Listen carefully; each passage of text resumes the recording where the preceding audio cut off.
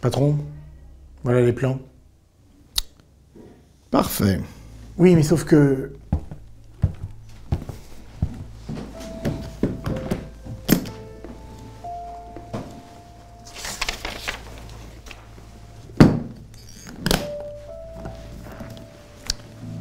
Messieurs, voici comment le plan Argo va se dérouler. Demain, Ben Affleck sera à Paris pour la promotion de son nouveau film, Argo.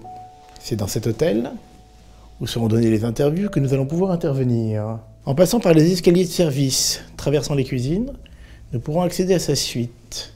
Là, notre contact infiltré nous ouvrira les portes, et nous aurons la chambre de Ben Affleck rien qu'à nous pour 5 minutes. Largement le temps de tapisser entièrement les murs de Ben, ton film. C'est de la daube. Il l'aura pas volé. Tout devrait se dérouler sans accroc. Oui, il y a quand même un léger petit souci. Non, ne t'inquiète pas pour l'anonymat, nous porterons tous des cagoules. Non, je ne vous parle pas de l'anonymat, le souci c'est que moi j'aime bien le film. Quoi? Non mais tu déconnes? Qu'est-ce que t'as aimé dans ce produit standardisé? Attends, c'est un énième thriller comme Hollywood en produit à peu près 50 par an. Quoi, un énième thriller comme Hollywood, c'est l'effet au kilomètre? Mais t'as rien compris, c'est inspiré d'une histoire vraie. C'est vraiment arrivé cette histoire des 6 agents de l'ambassade qui se sont réfugiés à l'ambassade de Canada, alors que tous les rangs en colère étaient à leur recherche. Non, franchement, et en plus le scénario est hyper malin, c'est-à-dire que ça aurait pu être juste une adaptation un peu lénifiante et un peu scolaire de l'histoire, et au contraire, il a vraiment trouvé une dimension dans l'écriture. On a à la fois la tragédie de ces hommes-là, et en même temps le côté ludique du plan qu'a monté Hollywood pour les sauver. Et les deux s'annulent pas du tout, hein. Je trouve qu'il y a une double écriture qui fonctionne de façon synergique formidable. Non, le petit a raison. C'est quand même un film qui manque terriblement de personnalité, t'as vu la mise en scène?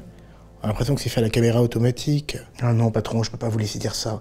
Franchement, la mise en scène, elle est formidable, elle est au cordeau, elle est timée. Vous avez vu déjà la force de la reconstitution, les émeutes au début, quand les Iraniens en colère se jettent à l'assaut de l'ambassade. On y est.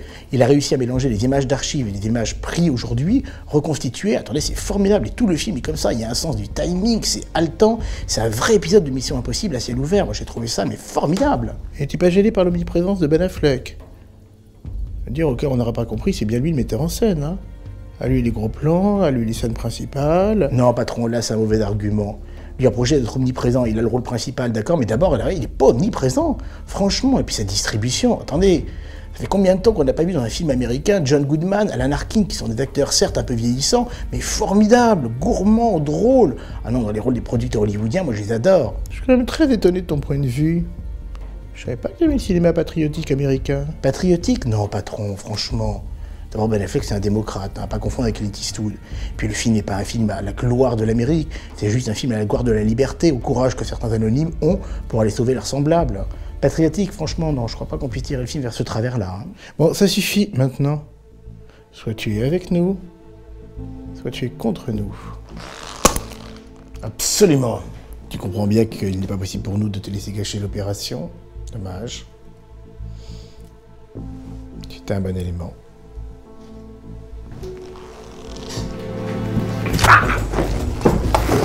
Laisse, on va nous repérer.